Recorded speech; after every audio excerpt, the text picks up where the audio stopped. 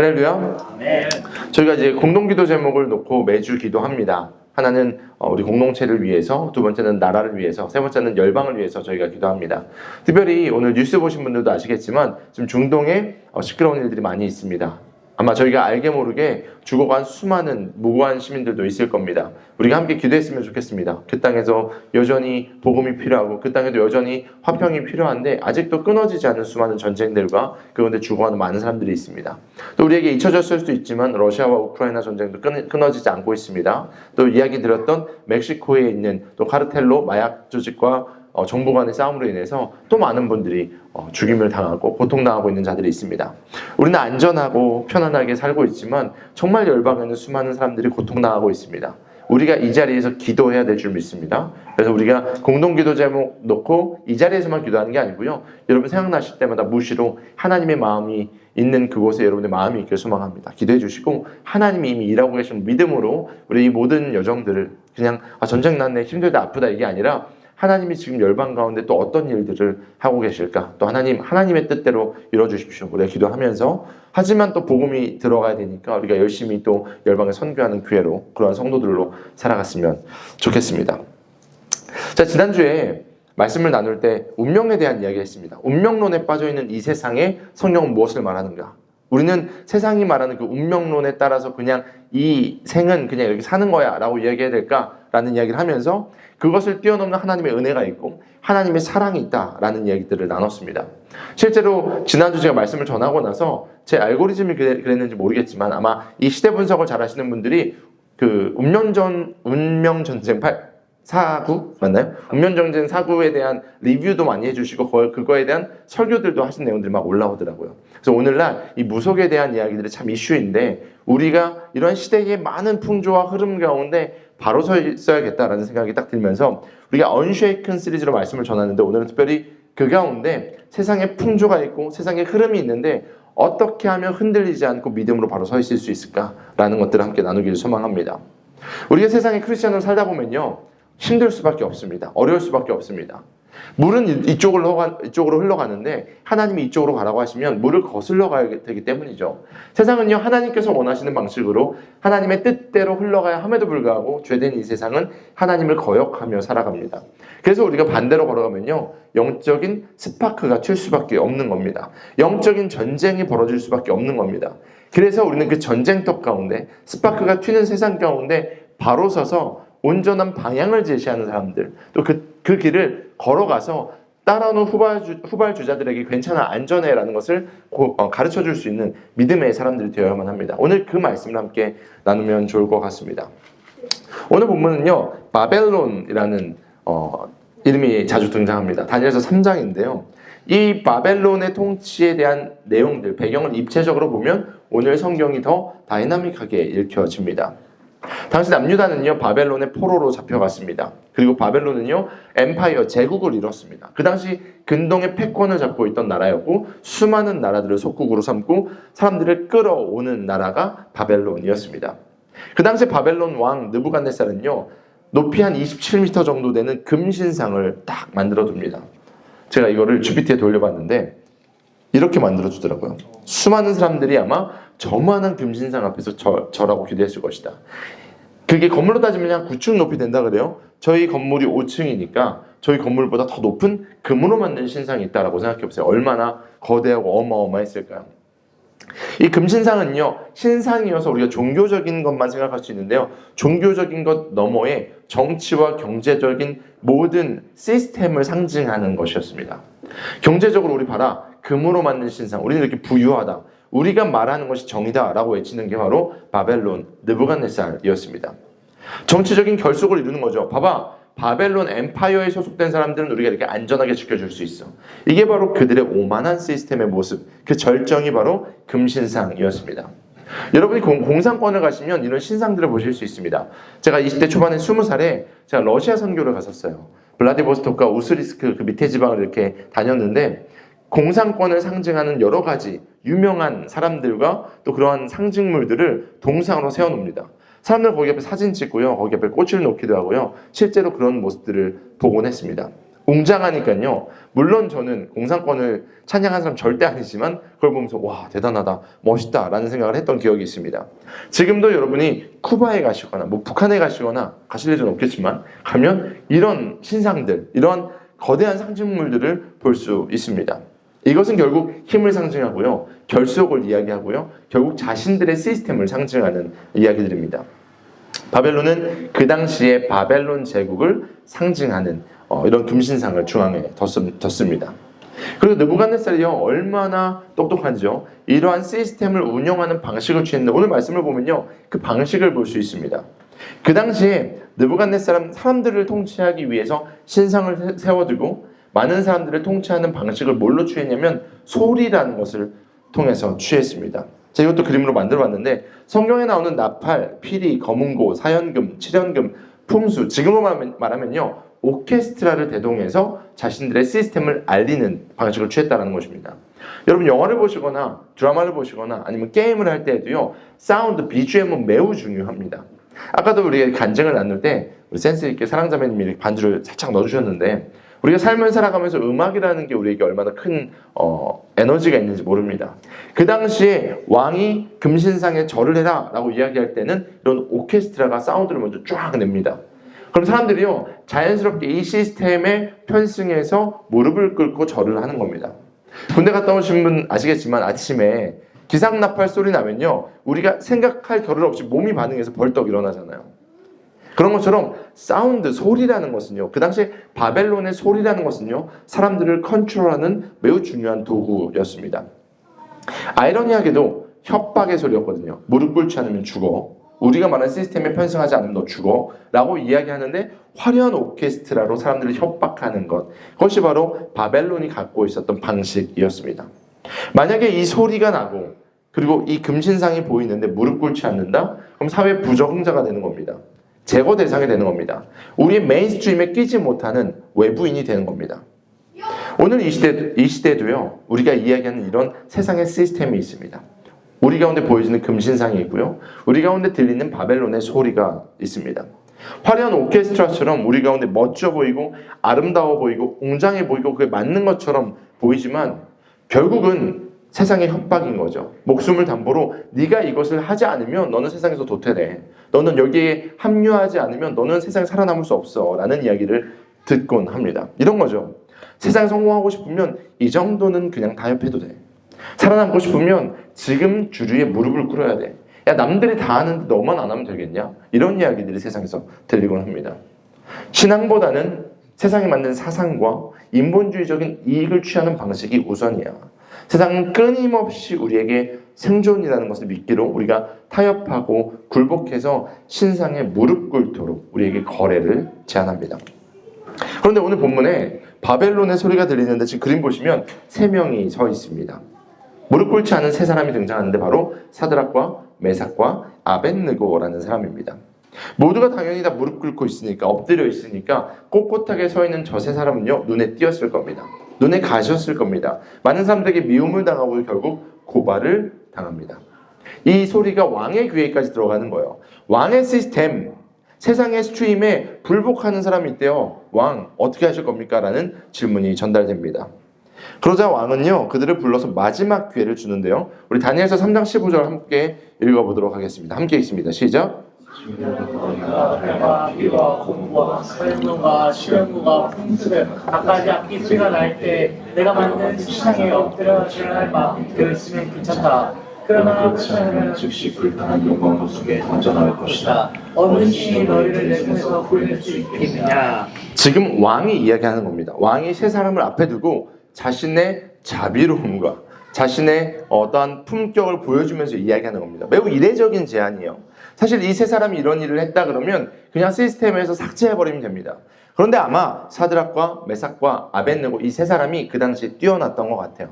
왕이 생각해도 좀 아쉬운 게 있는 사람들이었던 것 같습니다. 그러니까 왕이 자기 체면도 있고 하니까 사람들의 고발도 있고 그러니까 자비를 베풀듯 마지막으로 자신의 제안을 다시 한번 이야기합니다. 그러면서 그들 끝까지 회유하려고 이야기하죠. 그러면서 마지막에 매우 교만한 이야기를 하는데요. 어느 신이 너희를 내 손에서 구해낼 수 있겠느냐? 어느 신이 그렇게 할 수 있겠느냐? 자주 듣는 소리 아니에요? 우리가 주일날 예배 드리러 가면 야 교회 가면 밥이 나오냐 뭐 떡이 나오냐 이런 얘기 들어보셨어요? 야 신앙생활이 니네 연봉을 올려주냐? 야 주말에 알바라도 하나 더 해야지, 자격증이라도 하나 더 따야 되지 않겠어? 야 일주일에 한 번 쉬는데 좀 쉬어라, 이런 이야기들. 마치 이런 거죠. 어느 신이 내 손에서 너희를 구해줄 수 있냐? 라는 느부갓네살 왕의 목소리처럼 세상은 우리에게 마치 회유하듯, 우리를 걱정하듯, 우리에게 뭔가 기회를 주듯이 우리를 유혹합니다. 근데 이 얘기를 들으면요, 세상의 치열한 시스템 가운데 살아가는 우리는요, 공포가 딱 생깁니다. 두려움이 생깁니다. 그리고 이 정도는 괜찮겠지. 하나님 보셨죠? 제가 한 번 서 있었는데 이번에는 살짝 무릎 꿇고 다음에 다시 한번 일어설게요 라는 유혹이 우리 가운데 찾아오기 시작합니다. 아마 사드락과 메삭과 아벳느고는요, 이 대바벨론 제국의 왕이 이야기하니까 아마 그 마음이 탁 들었을 겁니다. 아니 그 자리에서 무릎 꿇고 싶었을지도 모릅니다. 그런데 이 세 청년의 반응은요, 정말 놀랍습니다. 어쩌면요 인류의 반응 중에 가장 위대한 반응이 아닐까라는 생각이 듭니다. 그들은요 왕에게 이야기합니다. 지금 대상이 누구냐면 왕이에요. 왕한테 본인이 얘기하는데 이렇게 얘기합니다. 우리 16절 읽어보겠습니다. 함께 읽습니다. 시작. 사드락과 메삭과 아벳느고가 왕에게 대답하여 이르렀다. 구워 살펴주십시오. 이 일을 두고서는 우리가 임금님께 대답할 필요가 없는 줄 압니다. 아멘. 지금 이 세 명의 청년들이요 왕에게 말하는데 그냥 쏘아붙이지 않습니다. 버릇없게 얘기도 안 해요. 겸손하고 격식 있게 왕에게 맞는 대화를 하는데 매우 단호한 표현을 씁니다. 이들의 마음 상태, 이들의 정신 상태가 딱 이 고백에서 드러납니다. 마지막에 쭉 이야기하면서 이제 겸손하게 얘기하면서 자기들이 하고 싶은 말은 마지막에 있어요. 굽어 살펴주십시오.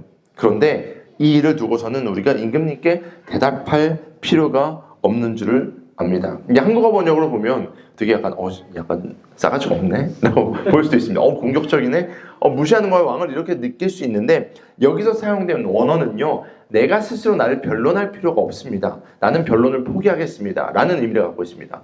왕이 기회를 줬어요. 근데 본인들이 왕이시여, 왕이 그렇게 주신 거 알겠는데 저희는 변론을 포기하겠습니다 라는 이야기입니다. 왜일까요?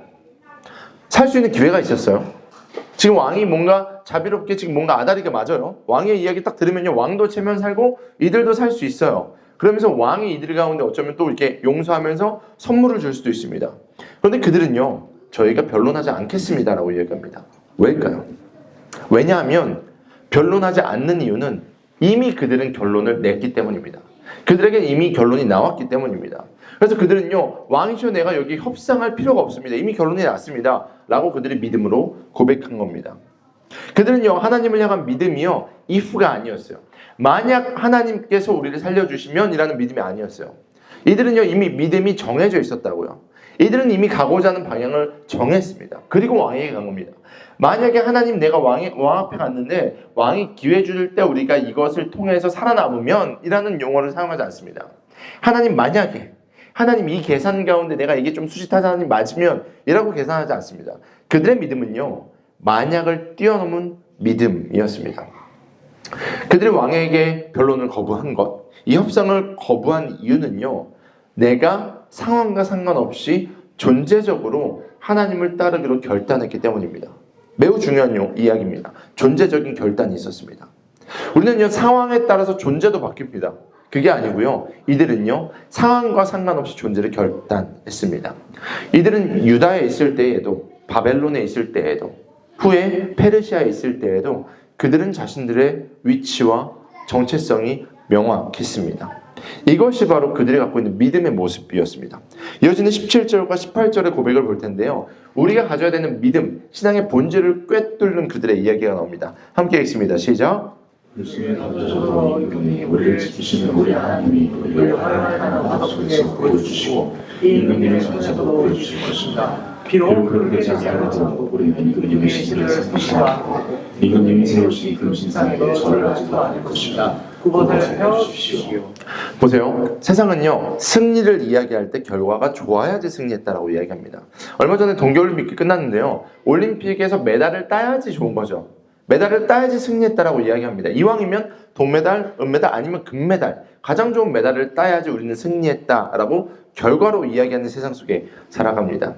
그러니까요, 말씀의 배경이 되는 이 상황 속에서 우리가 불에 던져졌는데, 아니 안 던져지는 게 오히려 우리 믿음의 승리라고 이야기할 수 있고, 던져질지라도 아무런 문제가 없어야지 승리라고 이야기할 수 있습니다. 근데 그들은요 지금 뭐라고 이야기하냐면요, 왕이시여, 내가 불타 죽더라도 나는 이곳에 서 있겠습니다. 불타 죽더라도 나는 크리스찬입니다 라는 이야기를 지금 이들이 하고 있는 겁니다. 한 줌의 죄가 되어서 사라질지언정 우상 앞에 무릎 꿇지 않는 그것이 우리에겐 승리입니다 라는 이야기를 지금 세 사람이 하고 있는 겁니다. 할렐루야, 멋지지 않습니까? 이게 바로 우리가 가져야 되는 믿음이라는 겁니다. 상황에 따라서, 환경에 따라서 요동하는 세대 가운데 믿음 역시 요동하는 것이 아니고요, 이 믿음이 하나님께 붙어 있어서 요동하지 않는, 변하지 않는 그분 앞에 있어서 흔들리지 않는 것. 우리가 세상을 믿다 보니까요, 환경을 믿다 보니까요, 상황과 결과를 믿다 보니까요, 오늘날 아침에 막 미사일 쏴서 전쟁 날 줄 어떻게 알았습니까? 우리가 갖고 있던 통장이 하루아침에 사라질 줄 어떻게 알았습니까? 우리가 투자했던 코인이 사라질 줄 어떻게 알았어요? 이런 변화무쌍한 세상 속에서 변화하지 않는 그분에게 믿음이 붙들려 있는 건, 이것을 바로 새 친구는 이야기했다라는 것입니다. 우리는요, 종종 우리의 믿음을 놓칠 때가 많이 있습니다. 마치 겨우 생존하기 위해서 우리가 신앙생활하는 경우들이 있는 것처럼 보일 때도 있습니다. 여러분, 생존을 위해서 믿으십니까? 아니면 믿음 위에 바로 서 있기 위해서 믿으십니까? 하나님은요, 우리를 생존 정도 해라고 우리 가운데 믿음을 주신 것이 아니고요, 하나님의 백성으로서 하나님의 통치를 받고 하나님이 역사하시는 그 길 위에 서 있도록 우리를 부르셨음을 믿으시길 소망합니다. 겨우 생존이 아니에요. 겨우 생존이 아니에요. 세상은 우리에게 생존을 요구합니다. 야, 이렇게 하면 살 수 있어. 근데 하나님은요, 사는 것보다 훨씬 더 앞서간 이야기를 하시는데 계속 우리는 생존에 목매어 있는 경우들을 보게 됩니다. 왜일까요? 우리의 시선이 거기에 있기 때문입니다. 마태복음 6장 33절에 보면요, 예수님께서 말씀하시는데 우리가 이 말씀 가운데 초점이 하나님의 나라와 하나님의 의가 아니라 모든 것 왓에 있기 때문이라는 것을 알 수 있습니다. 우리 말씀을 같이 한번 볼게요. 마태복음 6장 33절입니다. 함께 읽습니다. 시작. 너희는 먼저 하나님의 나라와 나라와 하나님의 의를 구하여라. 그러면 이 모든 것을 너희에게 더하리라. 왜 우리의 믿음이 흔들릴까요? 왜 우리는 믿음으로 바로 서 있지 못할까요?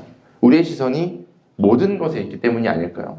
하나님 뭐 먹어야 됩니까? 하나님 당장 다음 달 월세 어떡합니까? 하나님 내 커리어는 어떻게 되는 겁니까? 하나님 내 배우자는 어디 있습니까? 하나님 지금 사역하고 싶은데 어떤 사역을 지금 해야 됩니까? 우리는 당장 무엇인가에 집중해 있을 때가 훨씬 많이 있습니다. 한 단어로 말하면 생존입니다.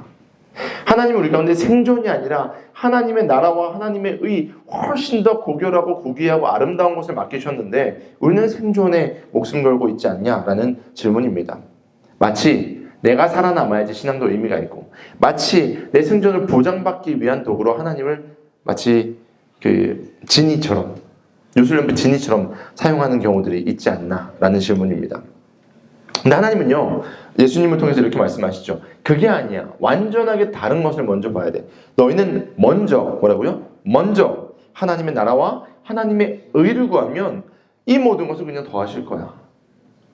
이 모든 것을 더하실 거야. 하나님은 우리 가운데 우선순위를 말씀하시는 겁니다. 그러니까 하나님이 일하시는 방식을 이야기하는 겁니다. 하나님의 영광스러운 방식으로의 전환이 우리 가운데 일어나기를 소망합니다. 사랑하는 여러분, 생존을 위해 믿는 것이 아니고요, 하나님의 영광스러운 그 모습을 위해서 우리가 믿음을 가지고 살아가길 소망합니다. 마치 사드락과 메삭과 아벳느고처럼 세상의 스트림과 세상의 시스템 가운데 굴복해서 무릎 꿇는 것이 아니라 오히려 거기에서 역행해서 우리가 죽을지언정 하나님의 영광을 드러내겠습니다. 그 믿음이 오늘날 이 시대의 진정한 크리스천의 중요한 힘이고, 하나님께서 우리 가운데 주신 정말 특별한 은혜임을 기억하시길 소망합니다. 그래서요, 그들은 이 모든 것을 구한 거예요. 이 세 명은요, 이 모든 것 생존을 구한 것이 아니고요, 먼저 하나님의 다스림과 하나님의 의를 구한 겁니다. 비록 내가 바벨론의 포로로 잡혀왔고 지금 내가 남유다 사람의 이름을 쓰지도 못하지만, 지금 내가 사드락과 메삭과 아벳느고라는 이름을 받아서 살아가지만, 그 가운데 내가 갖고 있는 믿음은 생존 수단이 아니고 하나님의 영광을 드러내기 위함이다. 그들은 결정한 겁니다. 그래서 그들은요, 왕이 풀무불 얘기할 때, 불 얘기할 때요, 하나님께 이렇게 기도하지 않았습니다. 하나님, 뜨거울 것 같아요. 불 좀 없애주세요. 아니면 하나님, 나 진짜 죽기 싫어요. 이렇게 기도하지 않았습니다. 오히려 그들은요, 왕에게 이야기합니다. 내가 죽는 한이 있어도 하나님은 지금도 살아서 통치하시는 분이십니다. 그건 변함이 없어요. 왕이시여 통촉하여 주십시오. 이게 그들의 고백이었습니다. 사랑하는 비욘드 가족 여러분, 우리가 이번 언쉐이큰 시리즈를 통해서 우리가 흔들리는 세상 속에서 흔들리지 않기를 결단했다면 바로 이 믿음의 결단이 일어나기를 소망합니다. 하나님이 우리 가운데 주신 믿음은요, 겨우 1차적인 생존을 위한 것이 아니고요, 하나님의 위대한 일, 하나님의 영광을 위한 것임을 믿으시길 소망합니다. 그래서 우리는요, 내가 하나님의 자녀이다, 내가 하나님의 백성이다, 내가 예수님의 제자이다 라는 것을 기억해야만 합니다. 믿음은요, 생존을 위한 것이 아니고요, 하나님 앞에 서 있기 위함임을 기억해야만 합니다. 살리시는 것 하나님의 주권입니다. 공급하시는 것 하나님의 주권입니다. 일하시는 것 하나님이 하십니다. 우리의 몫은요, 하나님이 있으라고 하신 그 자리에 서 있는 겁니다. 그래서 제가 비욘처치를 보면서 여러분들이 하나님 앞에 기도하고 나서 공동체를 결단하고 오신 분들이 여기에서 99%세요. 저랑 개척을 처음 했던 우리 목회팀 빼고는 다 그렇게 오신 거거든요. 하나님이 보내시고 부르신 이곳에 서 있는 그것이 우리의 믿음임을 기억하시길 소망합니다. 그럴 때 이 모든 것을 더하신 하나님을 경험하게 됩니다. 오늘 말씀이 이제 클라이막스로 쫙 넘어갑니다. 왕은요, 분노 조절에 실패합니다. 감정 조절에 실패합니다. 분명히 앞에서는요, 되게 자비 있고 마지막 기회를 주는 것처럼 했지만 19절에 보면요, 왕의 얼굴빛이 바뀌었다라고 표현을 합니다. 지금 왕이 울그락불그락해진 겁니다. 왕이요, 자신의 계획대로 되지 않으니까요, 화가 치밀어 오른 겁니다. 그래서 그 풀무불, 화덕을요, 무려 7배나 더 뜨겁게 해라 라고 명령합니다. 아마 바람을 더 불어넣고 땔감을 더 집어넣고 아마 난리도 아니었을 겁니다. 왜냐? 왕이 화가 났으니까요. 시스템 속에서는요, 왕이 중심입니다. 왕이 원하는 대로 하는 겁니다. 시스템은 그렇게 흘러갑니다. 근데 얼마나 다급했고 불이 얼마나 뜨거웠던지 3명의 친구들을 묶으려고 던지려고 준비했던 그 사람들이 들어가지도 않았는데 타 죽었다라고 성경은 말하고 있습니다. 근데 그 지점에서 성경에서 놀라운 반전이 일어납니다. 이게 기독교의 신비입니다. 우리 삶 가운데 하나님의 신비가 경험되길 소망합니다. 하나님의 놀라운 반전이 경험되길 소망합니다. 이게 기독교의 신앙의 아름다운 정수인데 이미 누가 봐도 끝난 이야기 같아요. 왕이 화가 났고 풀무불은 뜨거워졌고 결국 이 셋은 죽었다, 순교했다 이렇게 끝날 것 같지만 이야기가 거기서부터 새롭게 써내려져 갑니다. 불 속에 3명이 던져집니다. 그리고 나서 왕이 그것을 지켜봅니다. 봐봐, 내 말 안 들으니까 타 죽었지, 이 말을 하고 싶었던 것 같아요. 그런데 누가 봐도 왕이 깜짝 놀랄 만한 일이 벌어집니다. 우리 24절부터 25절까지 말씀 같이 한번 보도록 하겠습니다. 함께 읽습니다. 시작. 그때 누가 하는 사람이 불러서 급히 일어나 소들에게 물었다. 우리가 먹고서 덕불 속에 붙은 사람은 셋이 아니더냐. 그들의 왕에게 대답했다. 그러하니까 왕이 말을 이었다. 보아라, 내가 보기에는 네 사람이다. 모두 여러분이 들린 채로 하나에서 걷고 있고 그들에게 아무런 상처도 없다. 더욱이 넷째 사람의 모습은 신의 아들과 같다. 할렐루야. 저는 이 말씀 속에서 특별히 2개의 은혜를 발견했습니다. 먼저 첫 번째는 뭐냐면요, 이들이 처음에 결박되어서 어디 들어갔어요? 풀무에 들어갑니다. 결박되어서 묶인 채로 자유가 없는 채로 불에 들어가는데 분명히 뜨거운 이 불이요, 이 세 사람을 해치 못했을 뿐만 아니라 그들이 묶고 있던 결박이 풀어졌다라는 겁니다. 왕이 봅니다. 결박이 풀어진 채로 화덕 안에 걷고 있었다라고 이야기합니다. 당연하죠. 너무 뜨거운 거니까 이 묶어 있었던 뭐 포승줄이나 아니면 쇠, 뭐 어떠한 결박이 다 풀어졌을 겁니다. 생각해 보세요. 세상은 우리를 죽이려고 뜨거운 불을 준비합니다. 우리를 묶어서 집어넣습니다. 근데 하나님의 은혜가 거기 임하면요, 우리를 묶으려고 했던 그것이요, 세상이 우리를 괴롭히려고 했던 그 불로 말미암아서 해결됩니다. 할렐루야. 저는 여기서 하나님의 방식을 발견하게 됩니다. 하나님은요, 우리가 믿음으로 서 있기로 결단할 때요, 세상이 주는 고난이 오히려 우리를 묶고 있었던 집착과 생존에 대한 두려움, 그런 결박을 자유하게 하는 도구가 된다는 겁니다. 여러분은 삶 가운데 문제가 있습니까? 어려움이 있습니까? 시련이 찾아옵니까? 불같은 어려움이 찾아옵니까? 그때 우리가 하나님이 있으라는 자리에 있으면요, 그 어려움이요, 나를 묶고 있던 것들을 자유하게 하는 도구가 됩니다. 할렐루야. 하나님은요, 고통도 고난도 문제도 사용하세요. 뭐 할 때요? 먼저 우리가 주님의 나라와 주님의 의를 구할 때. 이 모든 것을 더하시는 방식은요, 너무나도 놀랍습니다. 분명히 고난과 고통은 날 죽일 것처럼 찾아옵니다. 그리고 나를 묶고 있는, 이미 갖고 있는 어려움이 있습니다. 근데 이 두 가지가 만나니까요, 해결이 돼요. 하나님은요, 고난을 사용하십니다. 실제로 이 바벨론은요, 포로로 잡혀오고 문제가 됐던 이 유다 백성들을요, 70년 포로 생활을 통해서 깨끗하게 만드는 방식으로 사용됩니다. 그리고 여러분이 잘 아는 주이시, 유대인이라는 단어가요, 이때 등장해요. 이들이요, 어려움 속에서, 오히려 고통 속에서요, 그들의 정체성을 발견합니다. 아, 우리가 섬기는 신이 참 하나님이시구나. 우리의 하나님이 참 신이시구나. 그래서 우리는 하나님의 백성이지. 그들은요, 바벨론의 포로 가운데 그들의 정체성을 확립합니다. 그럼 바벨론의 시간들은 저주예요? 아닙니다. 하나님의 복된 시간이었던 겁니다. 그래서 하나님께서요, 바벨론을 위해서 기도하라라고 말씀하세요. 여러분 가운데 주어진 시련이 있습니까? 문제 있습니까? 하나님이 그 가운데 있으라고 하실 때 여러분을 묶고 있는 문제가 해결될 줄 믿습니다. 하나님은 그런 분이십니다. 또 두 번째로 제가 발견한 은혜는요, 네 번째 사람입니다. 넷째 사람. 하나님은요, 그냥 그 뜨거운 풀목불에 3명 집어넣어놓고, 야, 너희들 힘들지 않도록 내가 방어막 쳐줄게, 아니면 에어컨 좀 켜줄게, 약간 그냥 좀 견디다 끝내, 이렇게 하지 않으십니다. 하나님은요, 그 자리에 찾아가십니다. 고난의 현장 가운데 하나님이 우리와 함께 하십니다. 많은 신학자들이요, 이 본문을 해석할 때요, 이 네 번째 사람을 인카네이션, 그러니까 성육신하신 예수님이다 라고 해석합니다. 그만큼 하나님이 그들 가운데 현현하셔서 그들을 위로하시고 고통을 함께 하시고 그들을 보호하셨다라고 이야기합니다. 사랑하는 여러분, 하나님은요, 저 멀리서 그냥 너희들 잘 살고 있지 하시는 분이 아니십니다. 우리의 삶에 찾아오셔서 우리 고통과 아픔과 힘듦을 함께 나누시고 우리 가운데 힘주시는 분이심을 믿으시길 소망합니다. 그게 놀라운 거예요.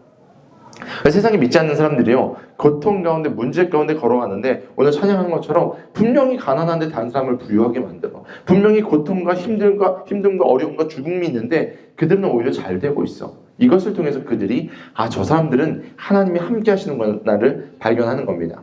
지금 바벨론 제국의 느부갓네살 왕이 고백한 겁니다. 왕이 말하였습니다. 보아라, 내가 보기에 네 사람 모두가 결박에 풀린 채로 화덕 안에서 걷고 있고 그들에게 아무런 상처도 없다. 더욱이 넷째 사람의 모습은 그도 발견한 거예요. 신의 아들과 같다.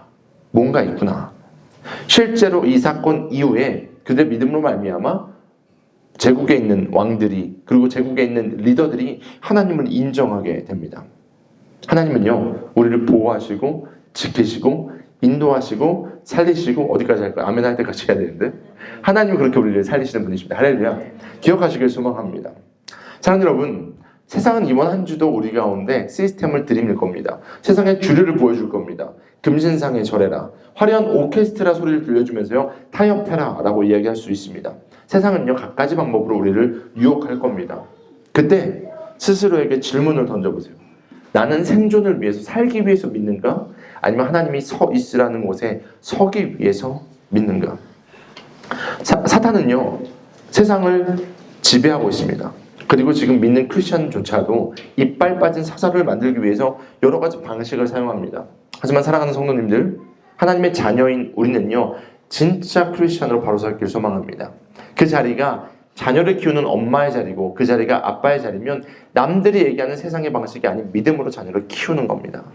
내가 비즈니스 합니까? 내가 지금 일을 하고 있습니까? 남들은 타협하고 세상의 방식으로 어떻게든 이중장부를 만들어서 돈을 벌라고 얘기하고, 회사를 속여서라도 네가 돈을 벌면 돼라고 이야기하지만 그게 아니라 정직을 선택하고 힘들어도 정도를 선택하는 것, 이것이 바로 크리스천입니다.